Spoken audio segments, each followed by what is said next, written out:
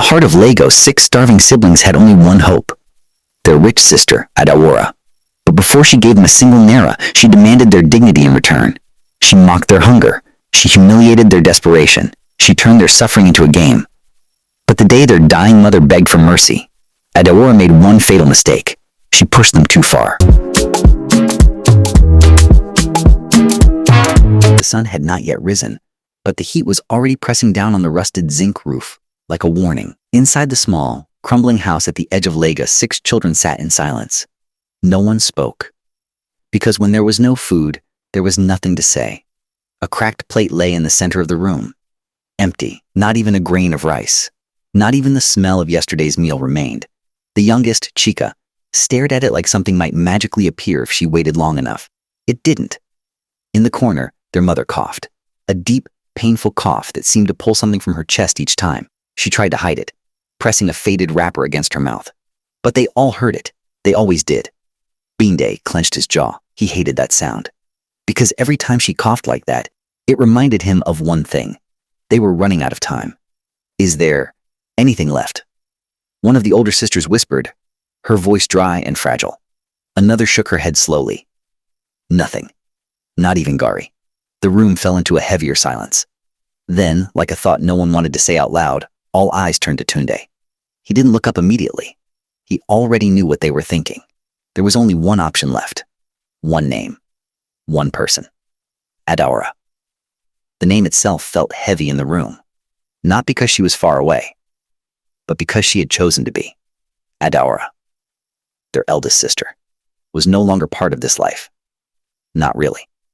While they struggled in a house that barely stood, she lived in Lekki, surrounded by glass walls, polished floors, and the kind of wealth people in their area only saw on TV. She had escaped, and she never looked back. At least, not without a reason. Tunda finally stood up. "I'll go," he said quietly. No one argued, because they all knew what going meant. It wasn't just asking for help. It was something else, something heavier. The journey to Lekki felt like crossing into another world, from dusty roads and broken buses to smooth highways and shining cars. Tunde sat quietly, his worn slippers barely holding together, his shirt faded from too many washes. Beside him, 2 of his siblings clutched a small nylon bag, empty but full of hope, or maybe desperation. When they finally stood in front of Adaora's gate, the difference was almost painful. Tall black gates, security cameras, a compound so quiet it didn't even feel like Lagos anymore. Tunde hesitated, just for a second. Then he pressed the gate bell. A sharp sound echoed. Once. Twice.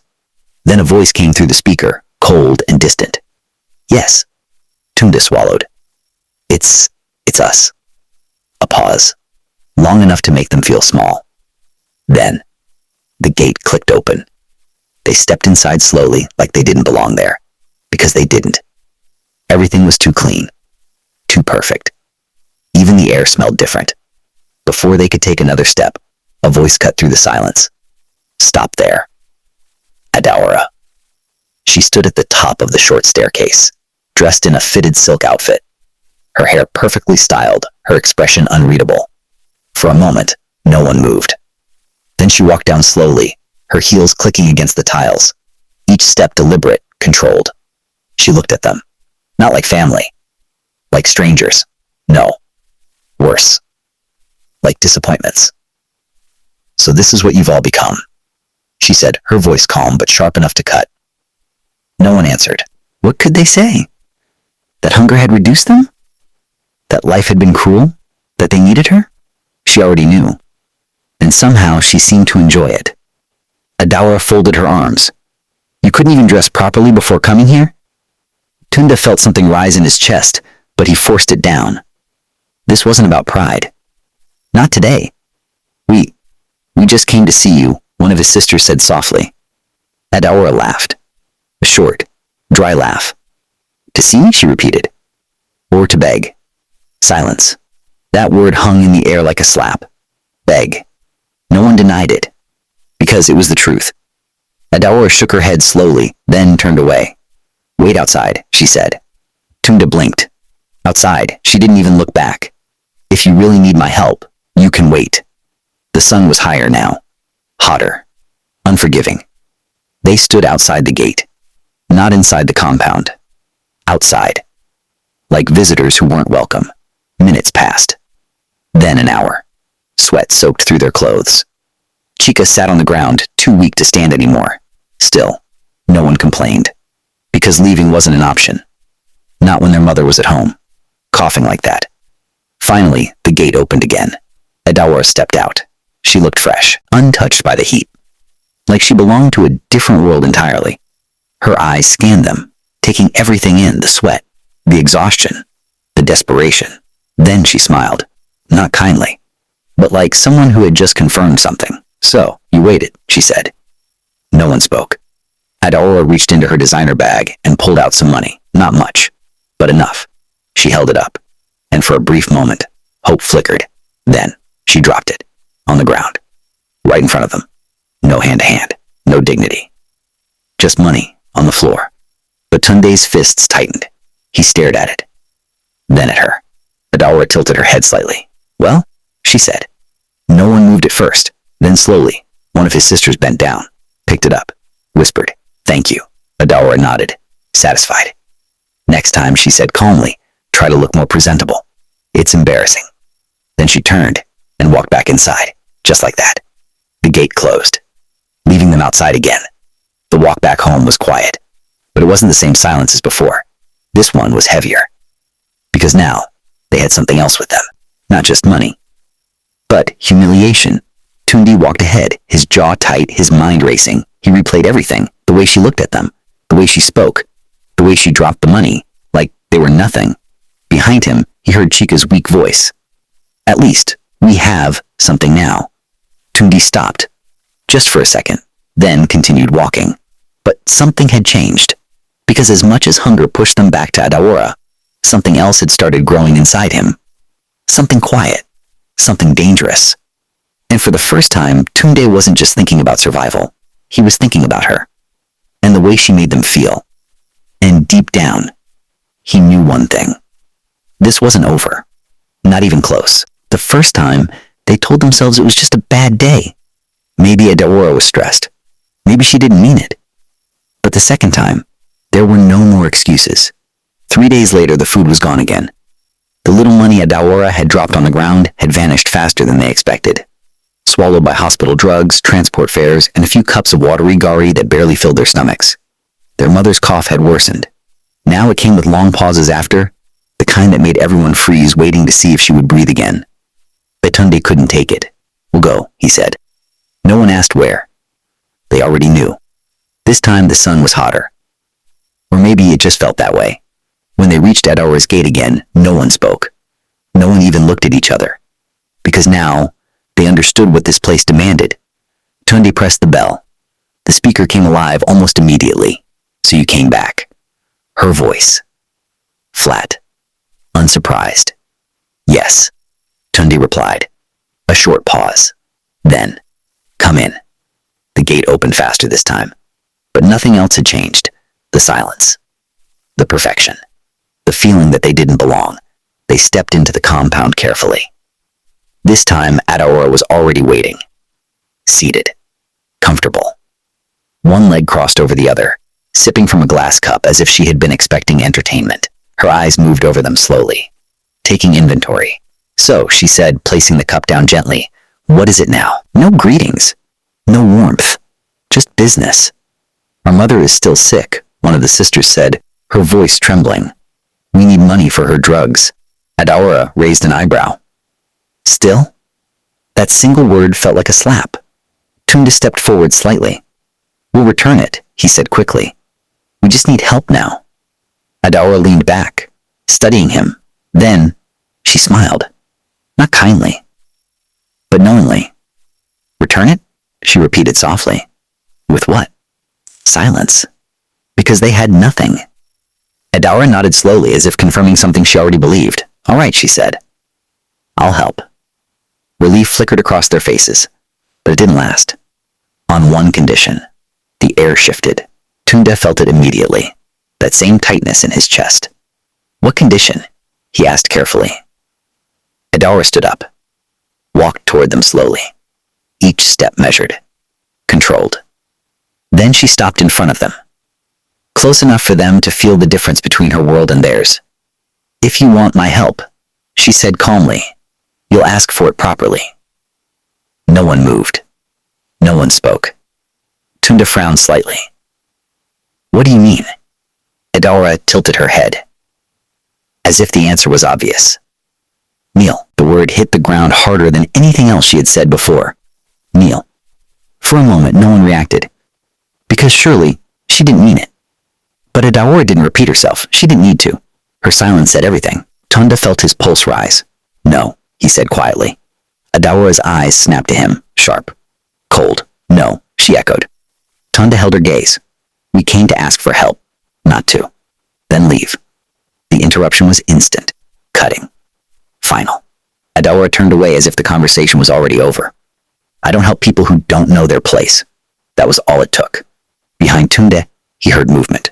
One of his sisters stepped forward slowly, then another, and before he could stop them, they knelt, right there, on the polished floor. Tunda turned, shock flashing across his face. "What are you doing?" he whispered harshly. But they didn't answer, because hunger had already answered for them. One of them spoke, her voice breaking. "Please, Adaora, we need your help." Another followed. "Our mother is dying." Adaora turned back slowly, and this time, she smiled. Satisfied. She walked closer, circled them, like someone inspecting something she owned. "Better," she said softly. Her eyes moved to Tunde. "Now you." Tunda didn't move. His fists clenched, his jaw tight. Something inside him was screaming. But louder than that was the sound of his mother coughing in his memory. And then, slowly, Tunda bent his knees and knelt. Adaora let out a quiet breath, as if something had just fallen into place. "Good," she said. She reached into her bag again, pulled out money, more than the last time. But somehow it felt smaller, because of what it cost. She handed it this time, but not before saying, "Next time, don't make me repeat myself." That should have been the end of it. But it wasn't, because something had changed. Not outside, but inside. The visits became more frequent, and each time, the conditions grew worse. One afternoon, she made them stand under the sun again, but this time inside the compound, where security guards could see them, where neighbors could pass by and stare. Another time, she refused to speak until they greeted her properly, not just with words, but by lowering their heads, like servants. And they did it. Every time. Because each time they thought, this will be the last. But it never was. Adaora began to enjoy it. That much was clear. The way she delayed giving them money. The way she asked unnecessary questions. The way she watched their reactions, like it entertained her. But the most dangerous part wasn't what she did. It was when she chose not to do it. Because whenever other people were around, visitors, friends, business partners, Adaora changed. Completely. She laughed. She smiled. She spoke gently. "Family is everything to me," she would say. "I always take care of my own." And people believed her. Because they never saw the truth. Only the performance. But someone was watching. Not her audience. Not her friends. Tunde. He noticed everything. The timing. The difference in tone. The way she only acted kind when eyes were on her. The way her cruelty hid behind closed doors. He said nothing, but he remembered. Every detail. Every word. Every moment. Then one evening, everything shifted. The sky was dark when they returned home. Too quiet. Too still. Tunda felt it immediately. Before he even stepped inside. Something was wrong. "Where's Mama?" he asked quickly. No one answered. Because in that moment, they heard it. A sound from inside. Not a cough. Not this time. A gasp, sharp, weak, fading. Tunde ran, burst through the door, and froze. Their mother was on the floor, barely breathing, her eyes half open, her chest rising too slowly. No. The room erupted into panic. Voices, movement, fear. "She can't breathe. We need to take her to the hospital." But with what money? Silence hit again. Heavy, terrifying. Because they all knew the answer.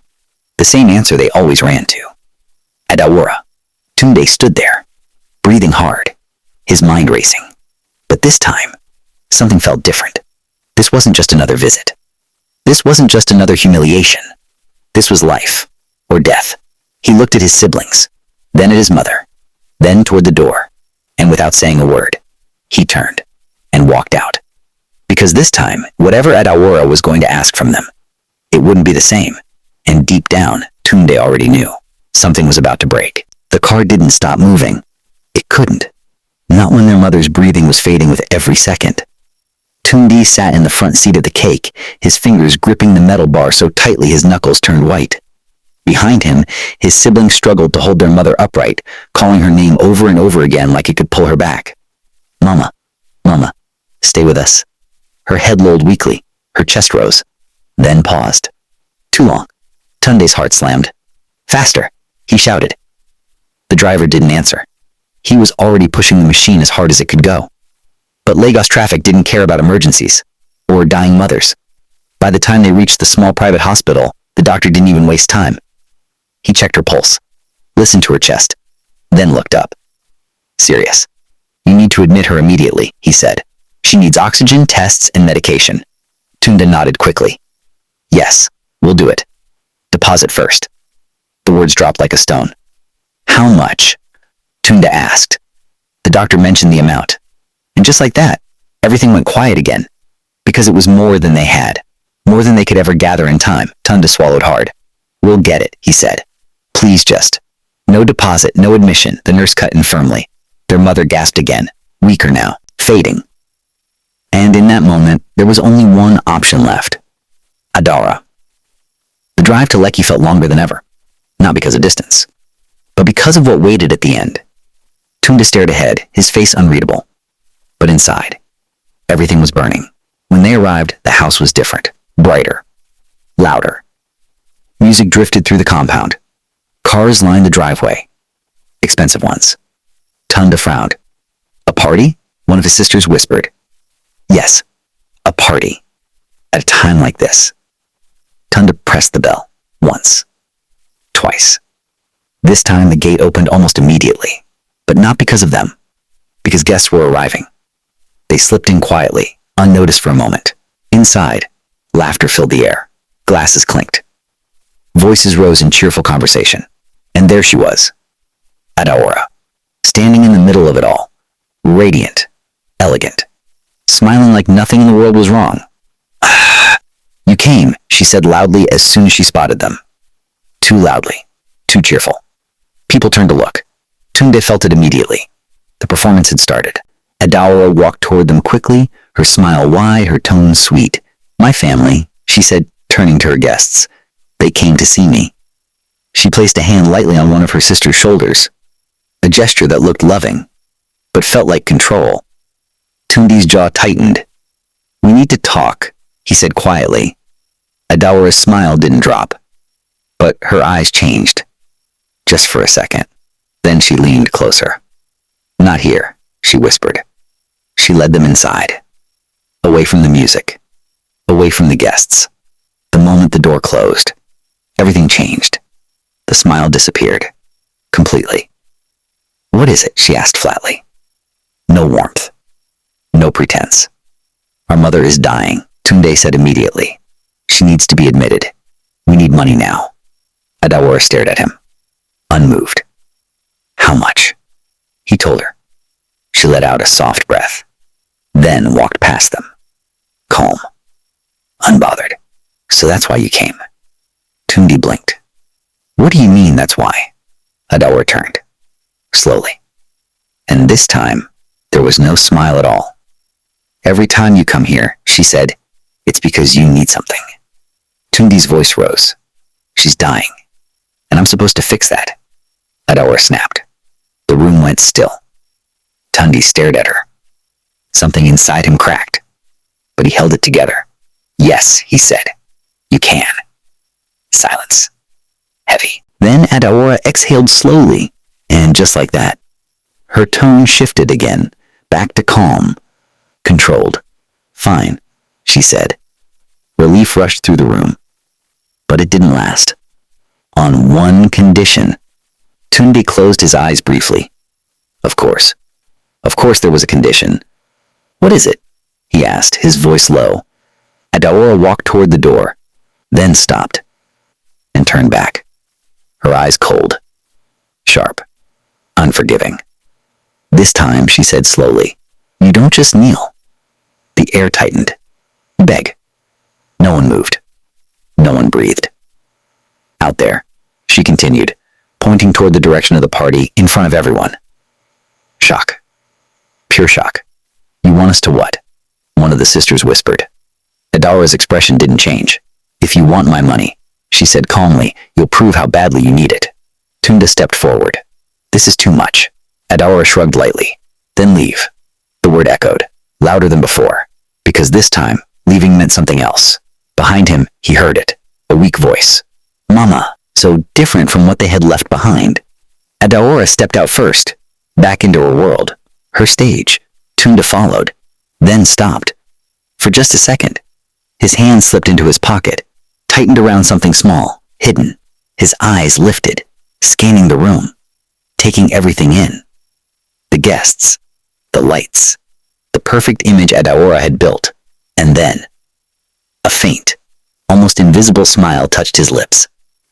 Because this time, he wasn't walking into humiliation. He was walking into something else. A moment Adaora would never recover from. Silence spread slowly, heavy, uncomfortable. One of the sisters hesitated, then dropped to her knees. Another followed, then another. One by one, they knelt, right there, in the middle of the party. Gasps rippled through the room. Confusion. Whispers. What's happening? Why are they kneeling? Adaora's smile didn't fade. If anything, it sharpened. Speak, she whispered, and one of them did. Please. Adaora, her voice trembled. We need your help. Another added, barely holding back tears. Our mother is dying. The room shifted. The laughter was gone now, replaced with something else. Something uneasy. But Adaora remained calm, watching, enjoying. Then her eyes lifted and landed on Tunde, still standing. The silence grew louder. Is this all? She asked softly. Her tone carried across the room, deliberate, challenging. Tunde took a step forward, every movement slow, controlled. And then, he knelt. A few people turned away, uncomfortable. Others leaned in, curious. But Adaora looked satisfied. Like everything was going exactly how she wanted. Now, she said, her voice smooth, ask properly. Tunde lowered his head slightly. His voice came out calm, steady, but louder than before.